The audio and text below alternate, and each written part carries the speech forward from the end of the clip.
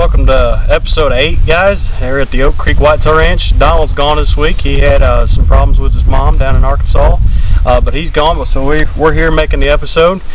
We got Sasquatch, Pigpen, Ringo, Junior. We call him Junior because he's just like his dad over there. But I'm pretty sure he doesn't like being called like his dad, but he's definitely like his dad. So, needless to say, we're here. We're going to talk to you a little bit about proper deer management of wild deer, and kind of go over a lot of things that we get asked. One being steroids, another one being pest control, parasites and stuff like that. Another one is just properly managing them and letting them get to the proper age. And then we'll talk a little bit about the food plots and everything like that, and how we get our deer to grow so big and to preserve, and how you can do the same thing and get them to their full potential out in the wild. Zach, why don't you start us off and explain why steroids don't work for deer and growing big antlers? With steroids, it weakens their immune system, and it also is a muscle grower, and their antlers are not muscle, so there's two things there. Basically, in the full scheme of things, as they're pushing their antler, it's not muscle that's being grown. So if you was to give them steroids, it's not going to do anything to grow those antlers any more than what they already are. Is basically what he's trying to say there. So, what about you with the parasites and with ticks and midge flies and all that? What do you think? I think Missouri has the worst tick problem this side of the Mississippi, and I have been to the other side of the Mississippi. It's something we fight constantly here. Biggest thing that we use is permethrin. The greatest thing about permethrin is it is legal to use in the wild. You can do this on trees and stuff like that to keep the ticks down in your area. If you have a lot of people that aren't using it and you're the only one, sometimes that might not work. But we always encourage it because, you know, ticks, especially nowadays, they carry all these diseases and things like that. And they really just make the deer look ugly.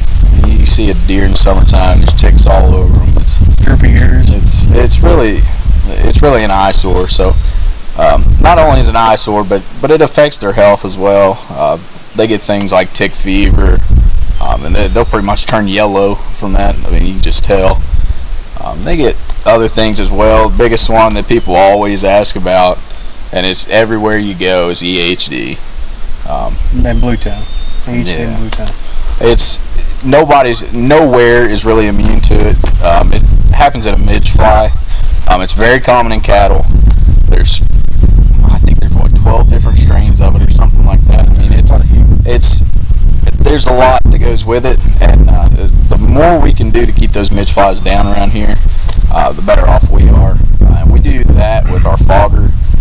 We like to fog sometimes when we get a real bad year around water and things like that, stagnant water where they're living. So mud, stagnant water and mud.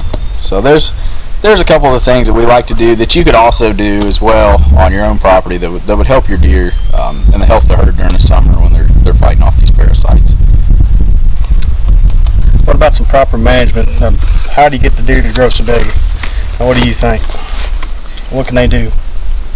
You gotta have good food source, food and shelter all year. A lot of people ask me, when's the best time to feed deer? Well, you need to feed them all year round, not just in the winter time. They're growing, from the end of winter all summer long, so they need to be fed all summer long.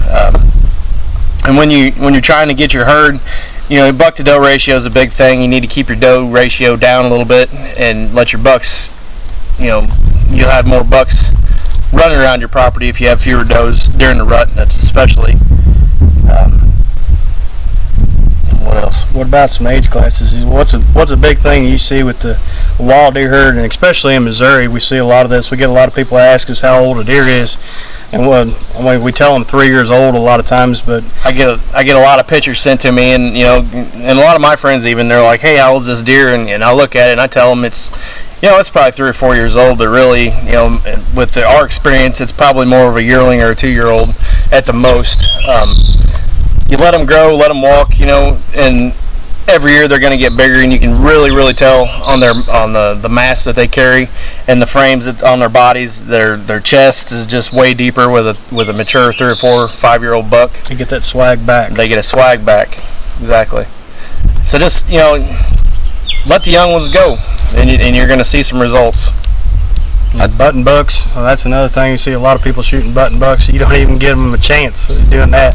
Yeah, it tastes good and everything because it's fresh off the milk. Yeah. Well, it doesn't taste real good fresh off the milk, but most of the time, that's every one of those that gets shot. That's one less buck that's going to turn 3 years of age. That's a lot of things that we see, and the 4-point restriction is a good program that we have here in Missouri. It's implemented in a couple other states. It's helped out a lot because it lets that many more get at least to a year old. If you get that many more to at least a year old or 2 years old, then they get to 3 years old. A couple more will get to 3 years old. If you can go with somebody and have them show you what a 3-year-old deer looks like, and if you're ever at a hunting ranch or hunting preserve like us, we can do that. We can show you that in our stands, and we can show you that hey, that's a 3-year-old deer or that's a 4-year-old deer, and explain to you what we're looking at and what we're seeing.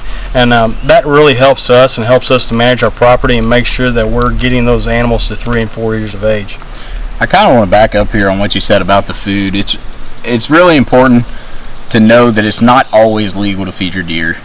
Missouri's always changing laws. I think this year we actually added like 48 counties to the no feed restriction. Yeah. So just check your local laws and make sure that you are in fact allowed to put out feed and stuff. We'd hate for anybody to get in trouble. Yeah. Right. And that's another thing, guys, and that's one of our biggest thing that, like Shane talked about a little bit earlier, is feeding those deer year round. It seems like everybody puts out corn in the fall. Corn in the fall is just an attractant. It's not going to help your herd out any other time, basically. It's maybe going to help them put on a little bit more weight to help them get through winter, because winter's a harsh time for them. A lot of deer die in winter time because they don't have enough energy. They actually can starve to death eating and have a full stomach because they don't have the right nutrition. Feeding some corn, especially in the wintertime, that's going to help those animals get those does survive and get them to where you got a few more fawns that hit the ground, and then that way you got maybe a couple more that make it to the end of summer and survive and do well. Food plots, especially if you can put a good clover food plot in, soybeans, I know they're expensive, but hey, clover you can get for $3 a pound, or $4 a pound.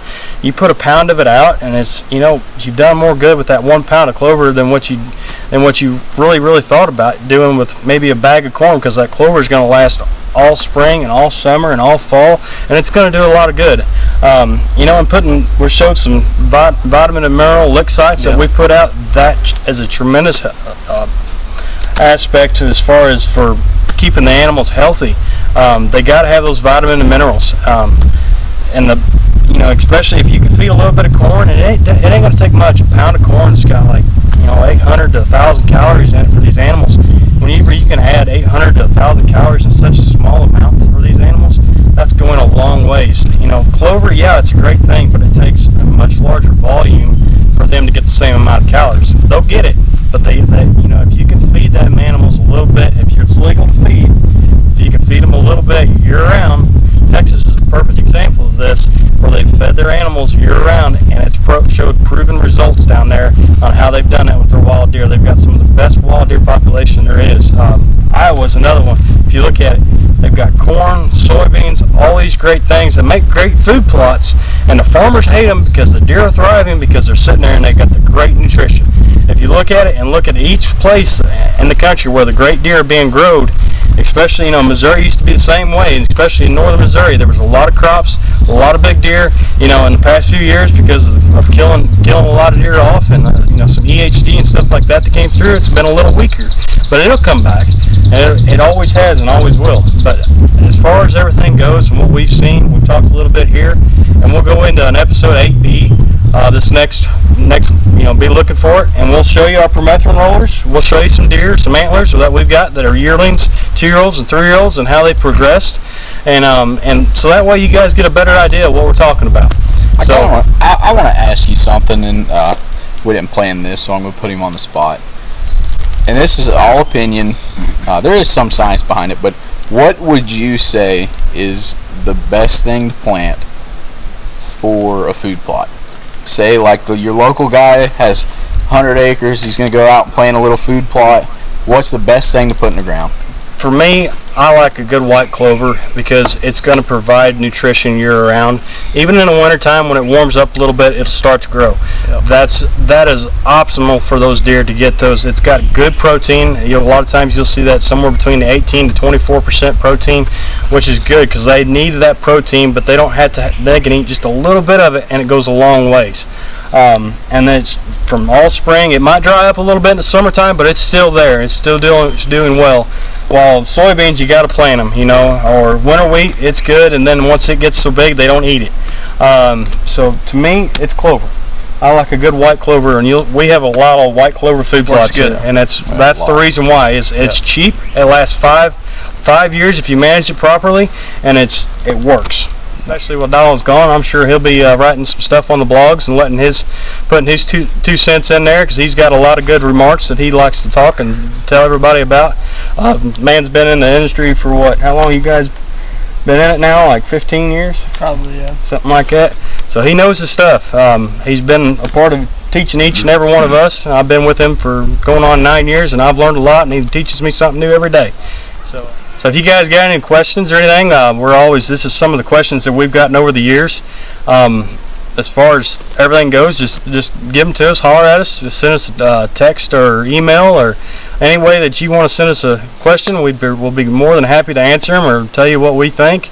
That doesn't mean we're right, but we'll definitely give you our 2 cents. And keep following us and keep watching, and we're going to show some things over the next couple weeks, and I think you guys will find it interesting. As far as I think we're good to go. All is well in the deer world, right? All is well in the deer world.